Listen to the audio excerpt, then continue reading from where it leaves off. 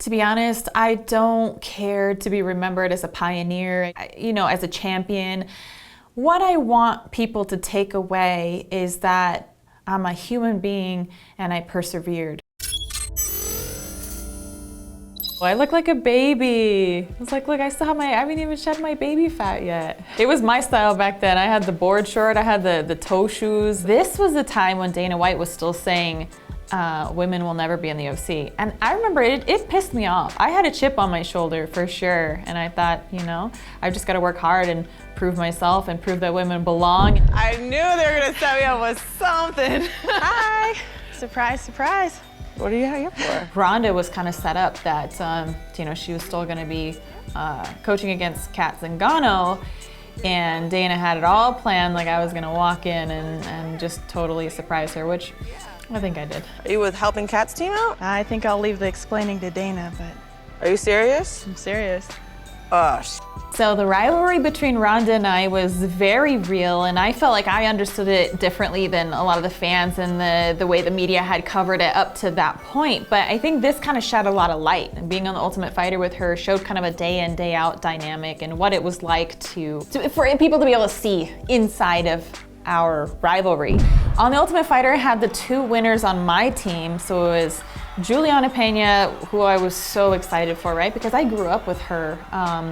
And we grew up alongside each other in the sport, and so many people thought I was crazy for picking her, but I had trained with her and I knew what she was capable of. So watching her get this win here just reminds me how far she's come, how far I've come, how far the sport of women's MMA has come, and now look at her, she's fighting for a world title next. So very proud of her. It was, it's a good memory, definitely a good memory. I remember she calf kicked me. That was before calf kicks were cool, and I was like, oh, I felt that one in the fight. And now you see the evolution of the sport. But she was a little ahead of the game. Very strong girl. Getting a win over her was, first UFC win, right? It was great. What a great battle. She came very close to finishing her. I feel like I started to hit a stride there, and that's kind of what that momentum from this fight kind of carried all the way through to the title fight. About 2 minutes away from going the distance for the first time in a championship fight. There it is. So this is the 5th round. I'm going in for the desperation takedown. It's like I've got to find a way to get this to the ground. I've got to risk everything. Forget the game plan. It's all got to go out the window. And remember my coach, Robert Fall, is telling me that if I put the right pressure on her, she's gonna have 2 choices: to stay under me and pay the price, or make a mistake getting up. So she was choosing to get up because she's, Holly's a fighter. She made a mistake, she lifted her chin, and I sunk that choke in. The new UFC Women's Bantamweight Champion! And I just remember being like a dog on a bone, like I am not letting this go. I remember thinking, can this woman breathe out of her ears? Because it felt to me like eternity. Like I was squeezing that choke what felt like forever, and I was so afraid the time was gonna run out. I am here with the new Women's Bantamweight Champion of the world, Miesha Tate. How does that sound? I waited so long to hear you say that, Joe.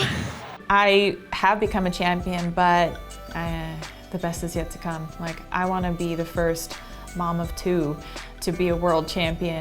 But I'm announcing my retirement, you guys. I love you all so much. I've been doing this for over a decade.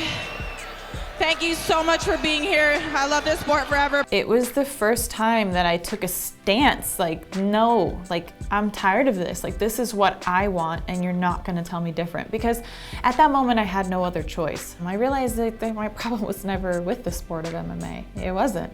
I love the sport more than ever, and I'm so grateful that I can be in a positive place, in a good position to move forward and show, like, really the very best version of myself, and that's what I'm gonna do.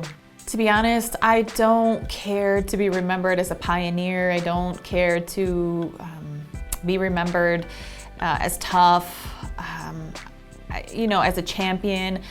What I want people to take away is that I'm a human being and I persevered. Because I think everyone can do that in their life.